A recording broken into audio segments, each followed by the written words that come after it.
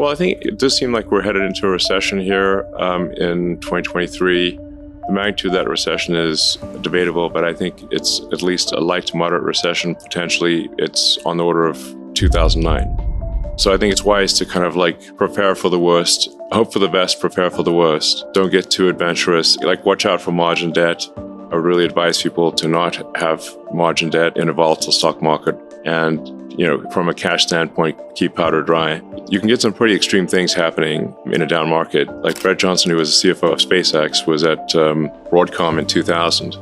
And he said that, and that's a good company making good products. And he said from peak to trough, I think in less than 12 months, Broadcom went down 97%. So like, even if you had a small margin loan there, you got crushed. It subsequently recovered, and I think, to much higher levels. But, if there's like mass panic in the stock market, then you've got to really be careful about margin debt. But I mean, this is just, as we know, the economy is cyclic and somewhat overdue for a recession. And my best guess is that, we have sort of stormy times for a year to a year and a half, and then things dawn breaks roughly in Q2 24, if I were to get. That's like my best guess. Recessions don't, like booms don't last forever, but neither do recessions. And it's a 14-year boom, so a 6-quarter recession seems like that might actually balance out. The last time it was 4 or 5 quarters, so it's not easy. Interest rates have been rising. That increased the cost to the consumer of getting loans, things like that. We've had a stock market correction, really a crash in a lot of growth stocks, software stocks. From where you sit and the data that you see, where do you think the economy is headed right now? Do you think we're in a recession, or is it just a risk? How do you assess our current economic situation? Well, predicting macroeconomics is always difficult, and one should assign probabilities to these things.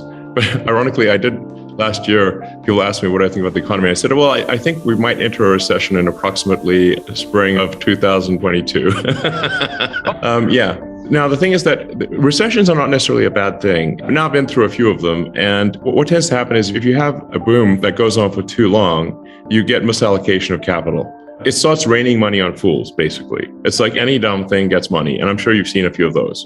So at some point it gets just out of control, and you just have a misallocation of human capital where people are doing things that are silly and not useful to their fellow human beings. And then there needs to be sort of an economic enema, if you will, to have everyone sort of shift uncomfortably in their seats. But eventually the economic enema does its job. It clears out the pipes, if you will. Yes. And sort of the bullshit companies go bankrupt, and the ones that are doing useful products are prosperous. And but there's certainly a lesson here that if one is making useful product and has a company that makes sense, make sure you're not running things too close to the edge from a capital standpoint, that you've got some capital reserves to last through irrational times. Because in the past, when there's been a recession, it has gone, it's amazing, it's flipped like a light switch. I mean, David, do you remember this from the PayPal, ex-PayPal days, when we raised $100 million in March of 2000, and the demand was so high, we had people like VCs, like just literally without even a term sheet, wiring money into our account. They literally were like sleuth out our bank account number and wire money in. And we're like, where'd this come from? And it's like, so it was like, there was literally fire hosing money in March of 2000. And then in April 2000, the market went into free fall, and it went from raising money was trivial to even good companies could not raise money in a month. So it's just important to bear in mind that, PayPal almost went bankrupt in 2000. We came close, but thankfully we'd raised that $100 million in March 2000, without which we would be in game over, basically. And we kind of saw it coming. So it's like we got the X-Confinity merger done in like 3 weeks and raised $100 million. Because we all were like, we see this coming to an end pretty soon. And then a month later, it was like, a nightmare, basically. And make sure if you're a healthy company, you got some capital to get through things. And then watch your costs. And if it is a recession, which more likely than not, it is a recession. I'm not saying it is, but it probably is. Then just watch your cash flow and get to positive cash flow as soon as you can. So I think we probably are in a recession, and that recession will get worse. But these things pass, and then there will be boom times again. So it'll probably be some tough going for, I don't know, a year. maybe 12 to 18 months is usually the amount of time that it takes for a correction to happen. The obvious reason for inflation is that the government printed a zillion amount of more money than it had, obviously. It's like the government can't just, have issued checks far in excess of revenue without there being inflation. Velocity of money held constant. So unless there's something would change with velocity of money, but if the federal government writes checks, they never bounce. So that is effectively creation of more dollars. And if there are more dollars created, then the increase in the goods and services output of the economy, then you have inflation. Again, velocity of money held constant. But this is very basic. This is not like, super complicated. And if the government could just issue massive amounts of money and deficits didn't matter, then why don't we just make the deficit 100 times bigger? Okay. And the answer is you can't, because it will basically turn the dollar into something that is worthless. And various countries have tried this experiment multiple times. It's not like, I wonder what happens if this is done. Yeah. Have you seen Venezuela? Like the poor people of Venezuela have been just run roughshod by their government. And so obviously you can't simply create money. The true economy is very important. Like the true economy is the output of goods and services. It's not money. It's literally what is the output of goods and services. Money is simply a way for us to, or anything that you call money, is a way for us to conveniently exchange goods and services without having to engage in barter, and also to shift obligations in time. Those are the two reasons that you have money. This thing called money. It's really it's a database. Money is an information system for labor allocation and for exchange of goods and services and for translating in time. And the quality of that information is a function of, it's like you can apply information theory to money. And I think it helps explain why one money system or why one action is better than another. And so just like an internet connection, you'd want something that's high bandwidth, low latency and jitter, and is not dropping packets, does not have a lot of errors in the system. And the same is true of money. And really, like you said, what did PayPal really do? That it helped improve the bandwidth, the speed at which money could move. Instead of mailing checks back and forth, which amazingly, that was what people did in 2000, you could now do real-time exchange of money, and now you could ship your goods immediately instead of mailing a check and waiting for the bank to clear the check. So the ultimate thing that with PayPal, or if it sort of was in the X.com, less sort of niche payments and more sort of broad financial, would be to simply disintermediate all the heterogeneous COBOL databases out there running on mainframes doing batch processing, and have a single real-time system that was secure and not batch processing. So it would just be, from an information standpoint, more efficient. And eventually all the batch processing COBOL mainframes operated by the banks would cease to exist. I sure hope we don't need a war. There will be certainly, an economic competition that I think will blow people away when they realize just how competitive they have to be competitive with companies in China. It's very difficult. Tesla is competitive because we have an awesome team in China. Tesla is sort of pretty far out there in terms of work ethic anywhere in the world. So the Tesla work ethic in the US, I think, is substantially greater than any other car company or any large manufacturing company that I'm aware of. Look, I think the point of a company is to produce useful products and services for your fellow human beings. It is not, some political gathering place or a thing where that's the point of a company. I'd say it's, politics and other stuff let's not lose sight of why companies should exist. I have been guiding our portfolio company CEOs to be at cash flow break even now or extend runway to Q1 2025. And they're 25. Yes, because Elon and I are kind of roughly in the same place. We have been for a while, which is mid 24 is when the recession ends, and you need to give yourself 2 to 3 quarters of buffer so that you can go and raise a round, which takes 1/4 to 2 quarters. And once you start to get escape velocity out of a recession, having money through end of Q1 2025, I think, is a minimum requirement. And, of the companies that I think were the most precariously positioned, there was 5 of them that got their acts together and really did it. But these are all CEOs of companies that, if you said them, you would know some of them. Yeah, I said Stan Druckenmiller. He, as you recall, last year he predicted that inflation would be lasting. This was the spring of 2021 when transitory was the word of the day.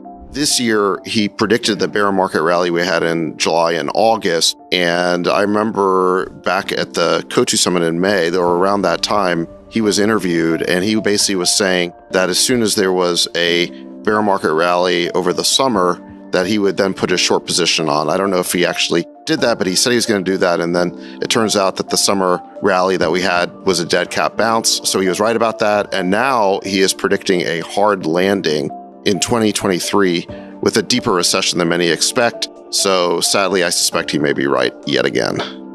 Friedberg, best investor for you, 2022. Same. I had Druckenmiller. I indicated that he's been doing interviews pretty much every quarter for the last 2 years, and he's been pounding the table, telling everyone what's going to happen, and it all happened. And he even told people the trades. In mid-2021, he said he was short long-dated treasuries, and he was long commodities. And if you had put those two trades on at that time and held them to today, you would have made a fortune. And so I think he's extraordinary in his ability to kind of see macro in a way that others don't, but also to take extremely brave action with his portfolio. He's renowned for how big the bets are that he makes and how quickly he can change his mind when he's wrong and make another big bet and still get himself out of the hole. He's incredible. So I definitely give it to Stanley Druckenmiller this year. On a dollar basis, the biggest business loser of this year was big tech. And I think that you saw three things happen, which I think are important for the future. The first was it was the most crowded trade, both by professional money managers as well as retail. And that fever finally broke in the second half of this year. And now going into these last few weeks, you're seeing a lot of panicked selling to cover losses and other things. So I think that number one, that happened. Number two, regulators basically said, we're going to go after these guys every single which way we can. Mm-hmm. And then number three, I think it started to change the innovation cycle where people now actually believe that they can't outspend because folks won't tolerate it. And the things that they're spending their money on seem kind of foolish. And so I think, big tech is probably not discussed enough, but it was a huge loser for this year. Friedberg, who is your biggest business loser for 2022?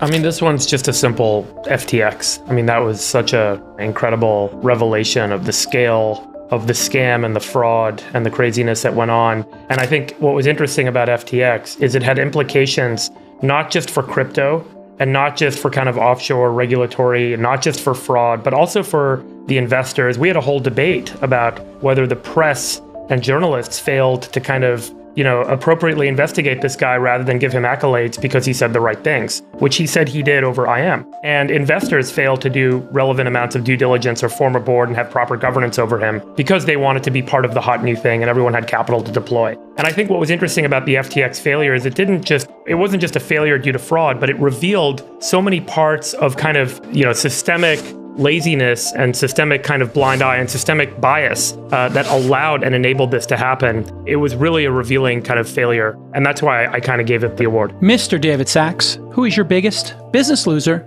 of 2022? Well, you kind of mentioned this. I picked Bob Chapek, who's the former Disney CEO. He was Iger's handpicked successor 3 years ago. Then the pandemic hit, which shut down the theme parks. But then I think the big mistake was allowing himself to be mau-maued by woke employees into picking a fight with DeSantis over the so-called Don't Say Gay bill. That caused DeSantis to retaliate by threatening the special privileges that Disney enjoys in the state. And then he had Iger undermining him behind the scenes. This was revealed, I think it was in a Wall Street Journal story, that he was grousing to insiders that Chapek was not soliciting his advice and he was undermining confidence in him with the board. And recently Chapek was forced out and Iger was put back in charge. It's a fantastic choice for the biggest loser. The Fed trying to play catch up is the worst trend for me, oversteering into the crash. What do you got, Chamath, for the worst trend of 2022? The worst trend was the continued profligate spending by the federal government. We have record deficits, record debt, and this year we're ending the year by adding another $1.65 trillion of spending that nobody can seemingly account for. It is truly the Christmas tree of Christmas trees